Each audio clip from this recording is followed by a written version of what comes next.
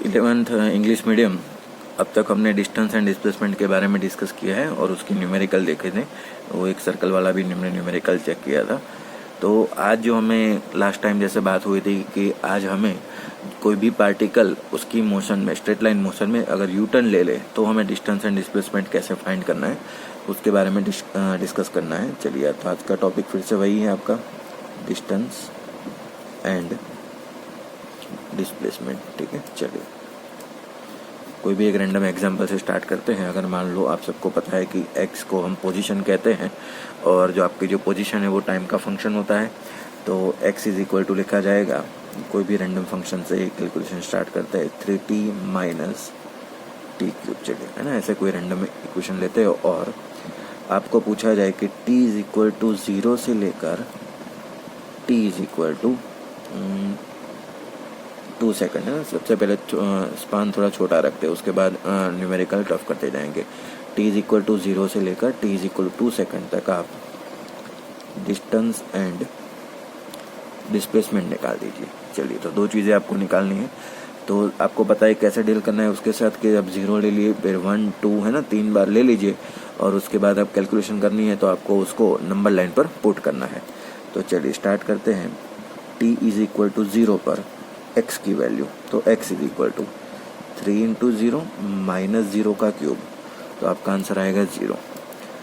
t is equal to 1 पर x की value 3 into 1 minus 1 का क्यूब, 3 1 जा 1, 1 का क्यूब 1, तो 3 माइनस 1 आपका हो जाएगा 2।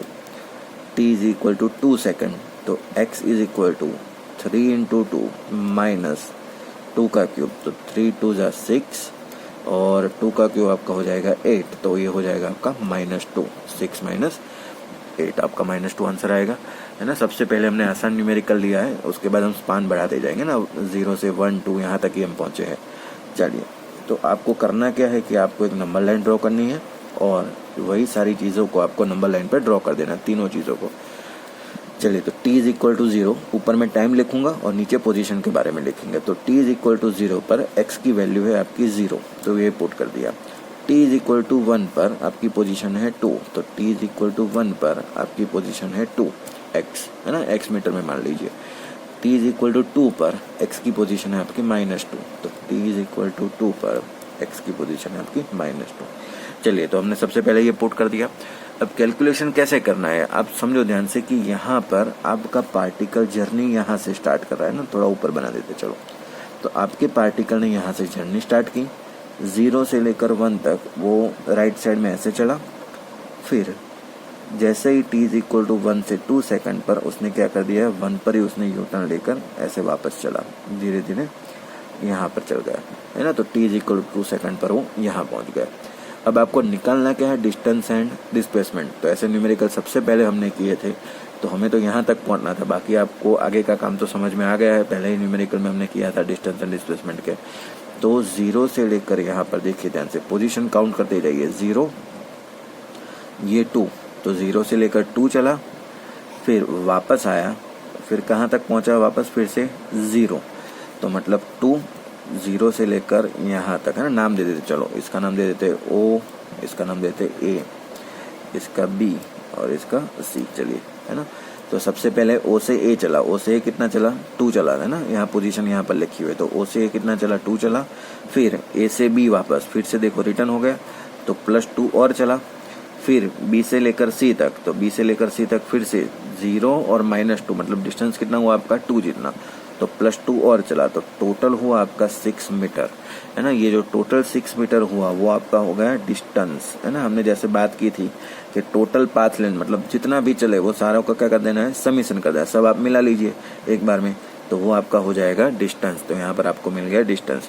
वैसे ही हमें डिस्प्लेसमेंट निकालने का तरीका पता है। जब डिस्प्लेसमेंट निकालना होता है तो हम ऐसे करते हैं, final position minus initial position, final और इनिशियल को जोड़ दिया जाएगा। तो फाइनल पोजीशन आपकी कौन सी है, -2, इनिशियल कौन सी थी आपकी 0, तो लिखा जाएगा -2 - 0, तो आपका आंसर आएगा -2 मीटर। तो ये हो गया आपका डिस्प्लेसमेंट, है ना। अभी मैंने आपको लास्ट टाइम एक बार और बताया था कि अगर मान लो क्वेश्चन को थोड़ा टफ करना है तो ऐसे पूछ लेंगे, डिस्टेंस अपॉन डिस्प्लेसमेंट का रेशियो निकाल दीजिए, है ना। तो आपका डिस्टेंस कितना हुआ है, 6 मीटर। डिस्प्लेसमेंट कितना हुआ है आपका -2 है ना, तो आप ऐसे रेशियो निकाल लीजिए, ये हो जाएगा आपका -3। ठीक है, तो -3/1 जैसा ऑप्शन अगर मान लो कैसे भी दे सकते हैं -3/1, तो ये हो गया आपका न्यूमेरिकल नंबर 1।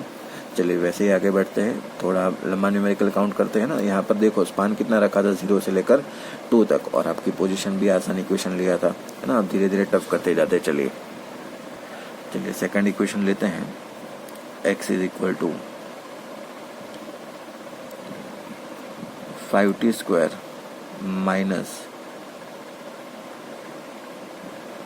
6t³। चलिए थोड़ा बड़ा हो गया इक्वेशन, है ना, तो लेकिन चलेगा। धीरे धीरे आपको थोड़ा ऐसे टफ क्वेश्चन करना सीखना पड़ेगा। तो x = 5t² - 6t³, t = फिर से 0 से लेकर t = 2 सेकंड, है ना। स्पान अभी भी छोटा रखते हैं। चलिए तो 0 से लेकर t = 2 सेकंड तक। तो स्टार्ट करते हैं, कैसे करना है आप सबको पता है। पहले 0 रखेंगे, फिर 1 रखेंगे, फिर 2 रखेंगे। तो चलिए रखते हैं t = 0 पर x की पोजीशन कितनी आती है। तो x = 5 × 0 - 6 × 0, है ना। स्क्वायर करो, क्यूब करो, कुछ फर्क नहीं पड़ेगा। तो आपका आंसर आएगा यहाँ पर 0। t = 1 पर चेक करते हैं। तो x = 5, 1 का स्क्वायर - 6 × 1 का क्यूब, 1 का स्क्वायर भी 1, 1 का क्यूब भी 1, तो 5 - 6 -1 आंसर आएगा। t = 2 सेकंड पर x = 5, 2 का स्क्वायर - 6, 2 का क्यूब। चलिए तो 5 × 2 का स्क्वायर, तो 5 × 4, 2 का स्क्वायर -6, 2 का क्यूब कितना हो जाएगा, 8 हो जाएगा। चलिए सॉल्व कर देते हैं इसको। तो 5 × 4 = 20 -6 8 = आपका हो जाएगा 48। तो आपका आंसर आ जाएगा 20 - 48। ठीक है, तो 20 माइनस कर दीजिए 48 में से, और नेगेटिव साइन आएगी आपकी, तो -28 x = चलिए तो ये आप सबको पता है करना क्या है कि आपको 3 पोजीशन मिल गई है। देखिए यहाँ पर शॉर्ट में लिख देता हूँ, t = 0, t = 1, t = 2। इन सब पर x की वैल्यू है यहाँ पर 0, x की वैल्यू है यहाँ पर -1, और यहाँ पर x की वैल्यू आपकी आ रही है -28। चलिए अब तीनों वैल्यू को हम क्या करते हैं, नंबर लाइन पर पुट कर देते हैं।